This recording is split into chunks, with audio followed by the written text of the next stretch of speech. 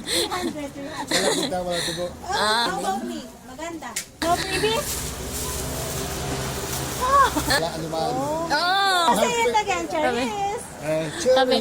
Ari at mambuburaot na naman tayo katulad ng pambuburaot ng tropa kong Ari. At tinan mo naman ang message ay At eto na nga ni ang update sa aking grocery. Wala na talaga akong grocery kundi ayan, mga shampoo na laang. Pero food ay ayan, huling dilata na yan. Alam niyo ba mga love, yung aking 5K NT na baon ay kahapon ko lamang naubos. O diba, napakatipid ko talaga. Halos magadalawang buwan na ako din ay 5K NT pa lang din ang aking nagagastos. Ay ubos na yung aking 5K NT, ay di maghahanap muna ako ng part-time job din Ari. At Ari, sobra-sobrang pagpiplex na sa aking ATM. Ngayon ko nga nila ang i-reaponitin sa inyong harapan. Dahil kami nga ni ay rest day, lahat ng agenda na aming agawin ay agawin na namin ngayong araw. Unang purpose nga ng aming araw ngayon ay ang bumili ng rice cooker ko dahil nga ni sa sobrang lakas ko sa kanin ay kulang talaga ang 30 pesos sa akin. At dahil nasa bansa tayo kung saan hindi naliligo ang mga tao ay di makikisabay tayo. Hindi nga pala ako naligo for today's video. Pero wag kayong mag-alala mga love, ako naman ay nag-toothbrush. Pag sila talaga ang kasama mo ay hindi ka maiyang hindi maligo. Saan mo ko? Okay.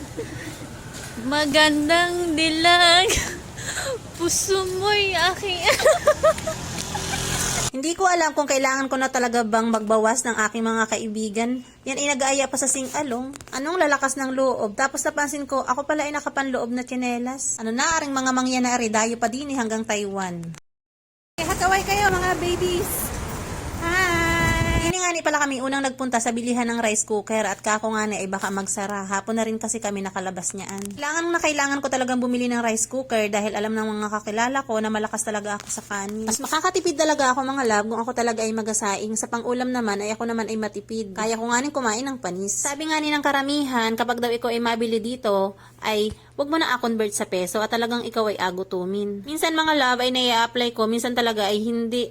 Pero mas better talaga na wag mo nang i-convert sa peso kasi empty naman yung nasahod natin dito. Kami nga ni pala ay bumalik sa loob at hindi na nga namin pala na ipaplastic ering kahon. Di ni nga ni pala kahit plastic ay may bayad. Plastic na kaibigan mo na nga laang ang libre. Sama mo na ering bida-bida na ari. Yan nga ni sa mga Taiwanese ay hindi nga ni marunong mag-English. Kaya naman talaga ay minsan ay mahirap din magkaintindihan. Ay kami din ni magatumans na ay nihaw pala ang alam. Aroy ah. At iri na nga ni na i-survive din. Kami nga na ipabalik na ng mga panahon na yaan para pumunta sa 7-Eleven para magpadala at mag-change ng password. Ay di sana all naman doon sa couple sa likod. Nagalit. Kaya nakita na nga namin ng 7-Eleven at kami nga ni ay pumasok. Alangan naman. Maigi na nga nila ang yung check wadini ay marunong mag-English kahit papaano. Nga ni palang apadala ko ay tumbler galing pa rin sa Pilipinas. Abigay niya sa kanyang jowa. Sana all. Dahil lahat naman kami din ay mga first timer ay di mahirap din magbida-bida kaya naman humingi kami ng tulong kay ate. Maigi na nga nila at mabait rin nga lang mga kasama ko ang hindi nagbago. Pagkatapos nga ni namin magpadala, ay didinirin kami sa loob ng 7-Eleven nag-change pin. Anong dumi na nga ni ng suklay ay hindi pa inagamit at props laang pala yun sa bag. Ay tingnan mo naman ang buhok. Eh di syempre, pagkatapos nila magbida-bida, eh di ako naman. Aba, ay syempre, vlog ko ere eh. Gandang dilag. Puso ko'y yung nabihan. After nga rin ng transaction namin din sa 7-Eleven ay di bumalik na kami at ari malapit na kami din sa dorm pero kami ay lumampas dahil kami ay mag-ukay-ukay pa. O di ba ang daming hanash, ATM pala ang nadating, wala pang sahod. Ay naku, tukso layuan mo kami. Bet ko nga ni ring napili kong pang winter, iba na rin nga ni ang lamig ngayon pero hindi pa na dating yung sobrang lamig na lamig daw ay talaga naman baka hindi lalo ako maligo noon. Sabi ko nga ni, ay mabili din lang at mabili ako, ay di abilhin ko na rin. Abilhin na natin mga besh at baka mabili pa ng iba, ay ari 390 laang o. Say hi to this video. Yeah. Vlog, for the vlog. For the vlog. Ni hao. Yeah. Ni hao. 300. Wala kita, wala tubo.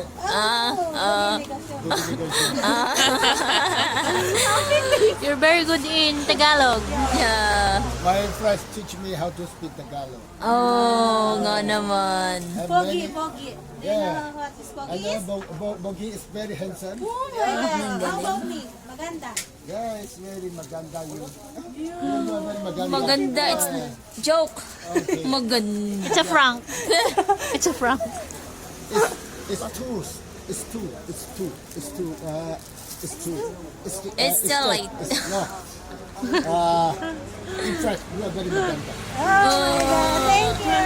That's why I don't want to buy it. No freebies? Free item. Free item. Like hanger. Uy, can I, ano, my wallet? Ano? Wala akong money eh. You have more money, yeah? Yeah, I have more money. No otima. No otima. No? Otima. Atima. No. I'm gonna change for you. 200. 100, 200. 100. Oo nga naman. You're joking. 300. You're so funny. Thank you. Another 50. Ano, Bibi? Charis. Charis, sabi mo Charis. You're joker. Charis. Chinese. Joke. Yeah. Chinese. Charis. Chinese. Joke. Okay, thank you. Thank you. Maraming salamat. Maraming salamat. Wala anuman. Oh. Saka play pa to. Ang galing mo. Yeah, you magaling na din eh. Yeah. Ang galing mo mag-Tagalog. You very magaling. Do you want to go with me in the Philippines? Okay. To visit the tourist spot? When? Tomorrow! Charis! Tomorrow, I don't Say it have again, Charis! Sabi, Cherry. you want part-time job on Bobo ka ba? I will help you. Tara, Okay na. We're go home na. Okay lah. Okay, bye. Bye.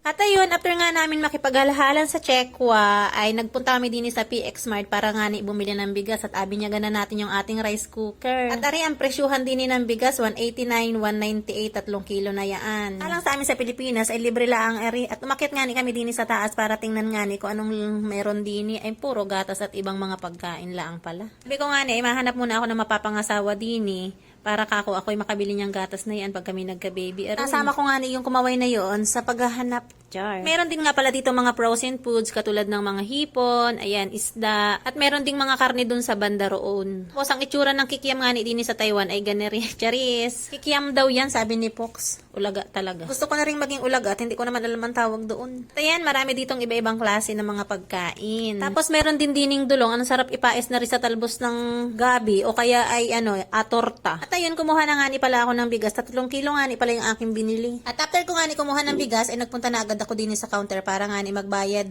Inintay nga ni ako nila dun sa labas. At ayun, pagkalabas nga ni namin ng PX Mart, ay naglakad kami papunta din sa palengke. Madadaanan lang din naman ari din malapit sa amin. Kung nga ni pala nakuha yung vibes ni Kuko dahil nga ni ay hindi siya marunong mag-English. Pero dahil nandito na tayo ngayon, ay di apakita ko sa inyo yung gulay din sa Taiwan kung anong itsura. Kaya tingnan ang mga gulay din kung gaano ka-fresh. Tinan mo naman ang talong anong haba. Sana all, pahingi akong binhi ha.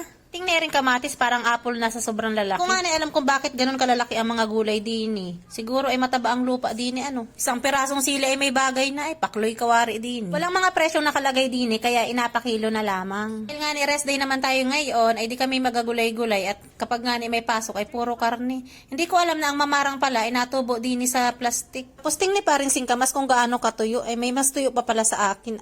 Tapos kami nga ni inamangyan na naman din kung ano nung inapagbababadbaga. Ano baga naman eri tuliya, ay ering iba, ano kaya eri?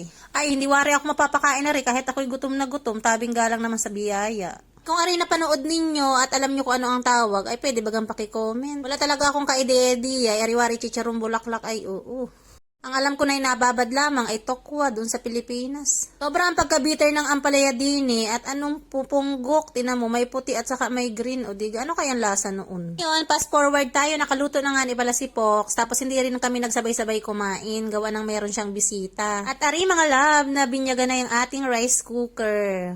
Out naman kay Bani, ang una nakakain din ng kanin sa rice cooker, B. Sayang, hindi na-expose yung iyong ganda. Next time na lamang. At ari nga kaya nga pala ako hindi nakasama sa kanila sa pagluluto, ay gawa ng ako'y nag-edit ng vlog. At ayun lang for today's video. Bukas ulit. Bye-bye. Babush!